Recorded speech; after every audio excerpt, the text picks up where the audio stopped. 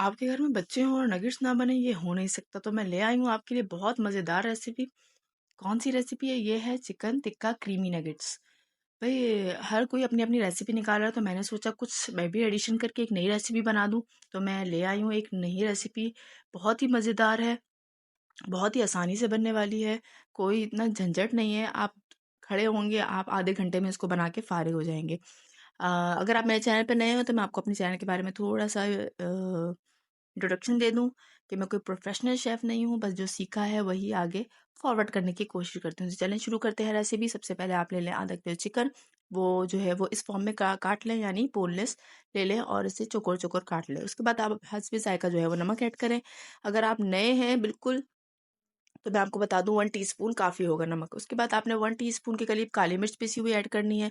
अब यहाँ पे मैंने देखें इसका डब्बा चेंज कर लिया है, क्योंकि मुझे लग रहा है उसको ज़्यादा वाज़ेह नज़र नहीं आ रहा। उसके बाद आपने 1 टीस्पून के करीब इसमें ऐड करना है लहसुन पाउडर, और हाफ़ टीस्पून आपने तिक्का मसाला ऐड करना है, ठीक है?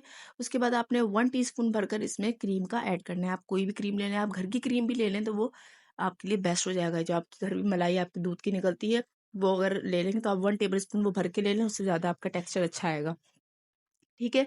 उसके बाद आपने इसे अच्छी तरह मिक्स करना है। बहुत ज़्यादा अच्छी तरह मिक्स करने के बाद आपने इसे 15 से 20 मिनट के लिए मैरिनेट होने के लिए रख देना है। तो जब तक ये मैरिनेट हो रहा है, आप क्या काम करेंगे, आप 2 डबल रोटी के ब्रेड लेंगे और उसे इस फॉर्म में ले आएँगे, यानी ग्राइंड कर देंगे।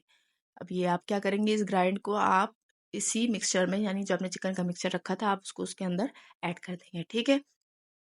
ऐड करने के बाद आप जो है इसे अच्छी तरह मिक्स करेंगे, ताकि ये सारा जो है वो अच्छी तरह इसमें जज़्ब हो जाए।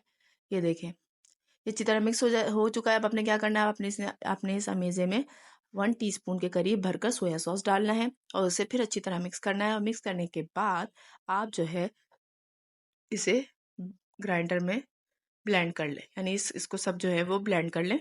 ये देखें, ये इस फॉर्म में ब्लेंड हो चुका है। अब हम क्या करेंगे, अब मैं आपको इसका दिखा भी देती हूँ ये कितना वो बना है, क्रीमी सा है। ऐसा भी नहीं है कि चिपचिपा हो और हाथ पे चिपक रहा हो, बल्कि आराम से इजीली नगेट्स बन सकते हैं इससे, ठीक है?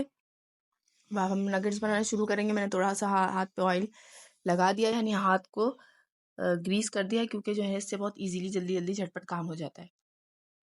अब मैं आपको नगेट्स बना के दिखा रही हूँ। इजीली एक एक करके मैं जल्दी जल्दी जल्दी जल्दी काम निपटाने होते हैं, बच्चों के साथ आपको पता है बहुत मुश्किल हो जाती है।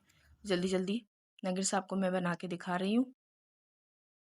अगर आप मेरे चैनल पर नए नए हैं तो प्लीज़ चैनल को लाइक एंड सब्सक्राइब ज़रूर कर दीजिएगा। और अब ये देखिए, ब्रेड क्रम्स है मेरे पास, मैंने इसके अंदर जो है ना ऐड किया है 1 टीस्पून के करीब लहसुन पाउडर। ये जो लहसुन पाउडर होता है ना, कि आपके जो है किसी भी चीज़ को, आप किसी भी कोई भी चीज़ ऐसी जो फ्राई कर रहे हो ना, उसको जो है ना एक अलग सा अरोमा देता है।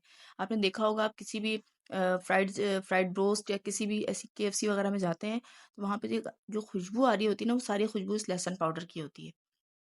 ठीक है? ये देखिए, मैंने सारे अंडे में डिप करने के बाद इसे जो है वो ब्रेड क्रम्स में डाल के फिर जो है इस तरीके से इसको मैंने रख दिया है। मैं इसे 10 से 15 मिनट फ्रिज में रख दिया था। अब मैं इसको निकाल के इसको मैं फ्राई कर दूँगी। अच्छा, आपने तेल जब लेना है तो तेल को आपने कोशिश करनी है कि मीडियम फ्लेम पे रखें। बहुत ज़्यादा हाई होंगे तो ये जो है ना जल जाएँगे, और बहुत ज़्यादा स्लो होंगे तो फिर ये टाइम लेंगे फ्राई होने में। तो आपने जो आँच है, जो आपकी फ्लेम है, उसको मीडियम रखना है और मीडियम फ्लेम पे इसको फ्राई करते रहना है। ठीक है? ये देखें, ये तकरीबन फ्राई हो रहे हैं, फ्राई हो चुके हैं। मैं आपको इससे करीब करीब वाली लुक भी दिखा दूँगी। एक तरफ एक साइड हो चुकी है इसकी। ये देखें, बहुत ही ज़बरदस्त तरीके से ये फ्राई हो रहे हैं। आपको फिर कहूँगी, अगर आप मेरे चैनल पर नए हैं तो प्लीज़ चैनल को लाइक एंड सब्सक्राइब ज़रूर कर दीजिएगा। और मगर अगर कुछ रेसिपी में कुछ समझ ना आए तो प्लीज़ मुझे कमेंट सेक्शन में ज़रूर बताइएगा, मैं उसे बेहतर करने की कोशिश करूँगी और आपके लिए फिर एक नई रेसिपी के साथ हाज़िर होंगी। और प्लीज़ कोई गलती हो तो माफ़ कर दिया करें, क्योंकि हम प्रोफेशनल शेफ़ नहीं हैं। हम कुछ सीखते हैं, यूट्यूब से ही सीखते हैं, वही आगे पहुँचाने की कोशिश करते हैं। ये है, मैंने कुछ कोशिश की इसको सजाने की। रेसिपी अच्छी लगी हो तो प्लीज़ सब्सक्राइब कर दीजिएगा और दुआओं में याद रखिएगा। मैं आपको ये देखिए, ये शेप भी अंदर से भी दिखा रही हूँ, बहुत ही ज़बरदस्त बने हैं। मैं अपनी तारीफ़ नहीं कर रही, लेकिन मैं आपको बता रही हूँ।